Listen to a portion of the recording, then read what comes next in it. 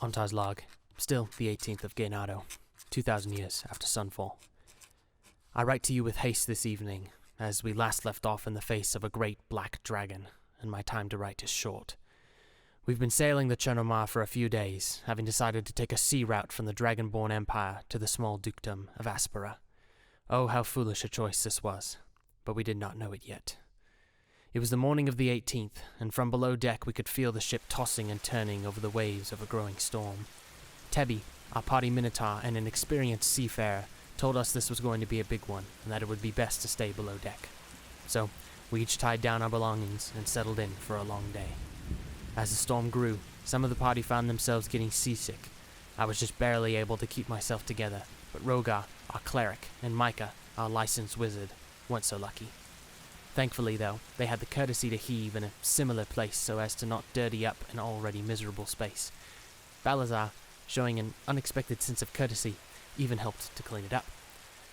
As the hours passed by, the storm only worsened, but things were about to get a lot worse than just dealing with winds and waves. From below deck, we heard the screech of Tebby's signal whistle, and one by one we grabbed our closest weapon and headed above deck. I was the first up the stairs, laying my eyes upon several sea spawn that had climbed onto the ship. These aquatic abominations of humanoids who used to be sailors were all attacking Tebby and the crew. The party was quick to get above deck and aid Tebby in protecting the ship and saving as many of the crew as possible.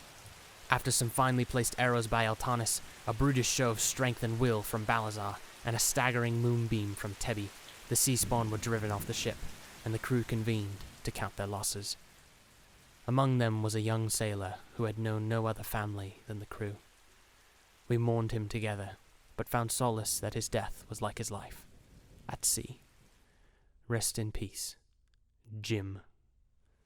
Over the next few hours, Tebby also held a funeral for the fallen sea spawn so as to respect their bodies and spirits. The rest of the party went down below deck to rest, aside from myself, who stayed up on the castle. I had a feeling that the still worsening storm was unnatural in nature, and that the sea spawn were only the beginning. I wish I had been wrong. There was a deafening crack of thunder when all of a sudden a harpoon shot up over the railing and into my right shoulder. Whatever was holding the line pulled hard, and I almost fell overboard. Steadying my feet, I drew my sword and cut the line, shouting to the crew below that we were under attack, and signaling the party with my whistle. All of a sudden, 4 figures began floating up onto the main deck of the ship. There were 2 rusted warforged, one with a lyre and the other a sword and shield. In between them, though, stood a vile sea hag. With her was one of the sea spawn who had escaped from the previous skirmish. Tebby stood before the hag, unwavering and without fear, but she did not draw her weapon. Instead, she began to negotiate. At first, the sea hag didn't respond very well, but the tension shifted for the better when Tebby brought up the funeral she held for the fallen sea spawn earlier that day. Coming in the nick of time was Eltanis, the first of the remaining party members to make it above deck. He bowed and spoke to the hag with confident reverence. She mocked him as a diplomat, but from my hidden position on the castle, it sounded as if there may have been a chance to avoid further conflict. Then came Balazar. Now, normally I might find myself frustrated with the way the barbarian handles situations like these, but the Dragonborn had knowledge the rest of us did not. This wasn't just any sea hag, nor any old warforged. In fact, she had been the one to assault the party only a few months before, taking the very 2 warforged standing before us with her into the deep that day, brainwashing them and making them into her slaves. Balazar had seen with his own eyes what this wretched creature would do with his companions, so he acted without hesitation. Out of his maw came a blast of light and energy straight to the hag's face, and with that, combat resumed. Eltanis fled the scene, overwhelmed with anger towards Balazar, and the others who were still below deck came up and joined the fray. Rogar, perhaps the deadliest warrior of our troop to date, emanated an enormous twilight sphere of pure divinity from his body, 30 feet in all directions. Though he did not live up to his kill count during the course of the battle, it is because of him that we could fight with such vigor amidst the raging storm. With renewed strength from Rogar, I picked myself up and aimed my bow over the side of the ship, landing 4 arrows in the face of the creature that had harpooned me, sending it careening back to which it came. Balazar meanwhile laid blow after blow of his breath attacks into our enemies, filled with rage over his 3 companions lost at the hand of the sea. Tebby tried once more to calm the situation, but upon seeing the diminishing chance of peace, reluctantly joined in with her axe. As the two heavy hitters drew our adversary's attention, I lined up a shot on the ringleader. Letting it loose, I was surprised to see it deflect off an invisible shield around the hag.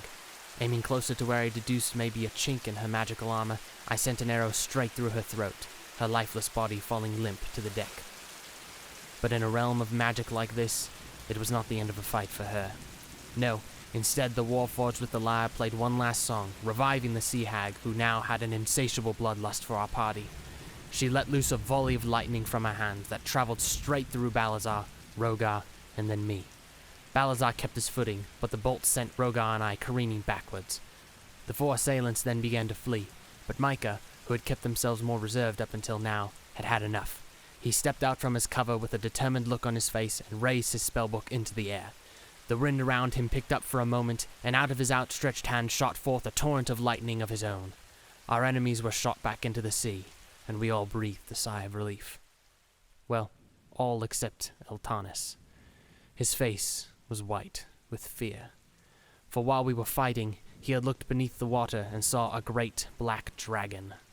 We had all convened on the lower deck when its great scaled head rose out of the raging waves, looking down upon us lowly humanoids.